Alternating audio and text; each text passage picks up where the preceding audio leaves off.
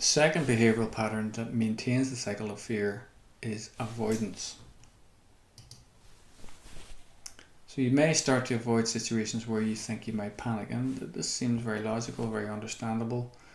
So you think that certain places, people or things are the cause of these attacks that are happening, because maybe you've been on a bus and you've had a panic attack, and next time you get on a bus you have another panic attack, so you logically conclude that, well, buses make me feel panic, so you avoid buses from that point on, and it spreads into different areas, driving in a car, on the motorway, supermarket, cinema, wherever. But it's important for you to see that it's not the situation in itself that causes the panic.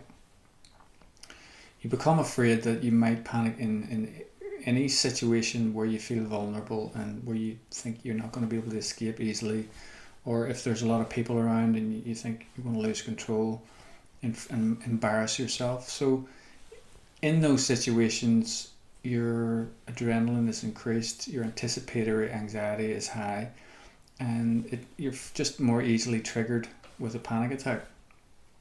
And then the memory of any attack that you have in that situation makes you fearful of that situation, and when you go back into the situation, then your anticipatory anxiety is high again, so you might have a repeat of the panic attack, and so on. And then you start to avoid more and more places, and eventually you may end up just not going out.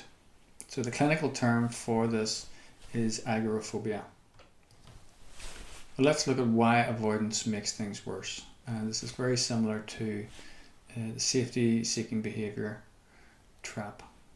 So avoidance can seem to help in the short term, because obviously if you avoid places where you have panic, you're not going to have panic in those places, and that seems to make sense. But the more and more places that you avoid, your life becomes very limited, so it's not really a very good answer in the long run. And if all feared situations are avoided, just like the safety behavior trap, you never learn that you can cope with panic. So again, your imagined consequences of the fight or flight sensations is maintained at a very extreme catastrophic level. So when you think about buses or cars or shops, your imagination is saying, if I go in there, what might happen? It might be totally catastrophic. I'll collapse, I'll be carried out, people will be standing over me, I'll not be able to get any help, I'll not be able to escape. So you're imagining that that's what will happen. So you're stuck at that catastrophic level, and you're never really going to learn anything about what would have actually happened had you stayed in the situation. So you can't learn. So your panic is on hold.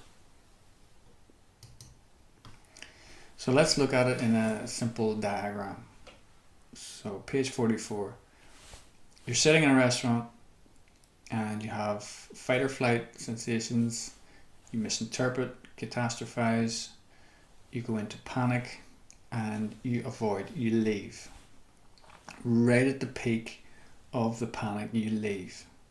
And when you go back out, the panic starts to come down, because you're not adding all the fear associated with feeling trapped, feeling that you're stuck in front of other people, what might happen. So the panic does come down. And you're saying, I'll never go back in there again, no way. So you have no opportunity to learn that had you stayed, the feared consequence would not have happened.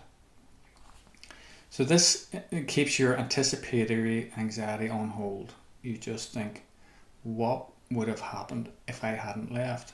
As I said, your imagined consequences is at a catastrophic level. That's where you're stuck at. Okay, and from that point on, you worry about other situations.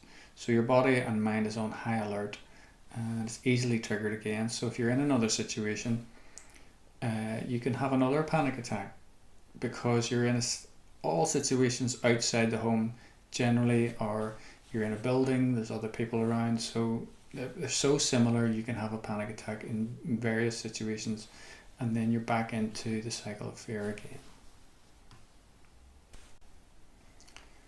So finally, page 46 the four main cycles in panic. It's a very useful diagram.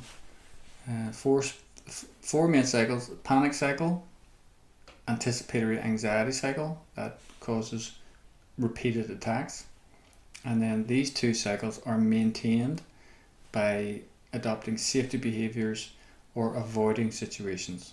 Alright, now right down the middle there, you can see that all this stems from harmless but frightening fight or flight response sensations and symptoms. We misinterpret and catastrophize those sensations, and that's the only reason we panic.